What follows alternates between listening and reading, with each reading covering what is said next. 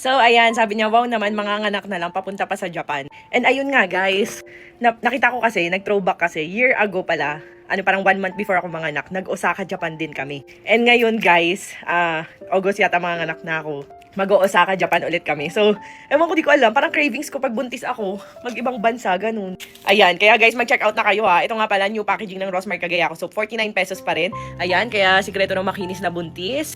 Partida, going 8 months preggy with baby boy tayo. So, ayun, 49 pesos pa rin. Pero ito, kung isang pack na ang bibilin mo, mas makakatipid ka kasi 199 pesos lang, 5 piraso na. Kung dalawang pack, 349 pesos.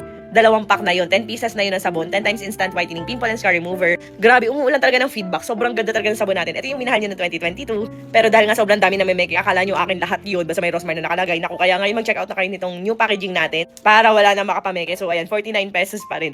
For face and body, pwede sa mga bagets, buntis at lactating. Search nyo lang Rosmar Cagayaco Soap.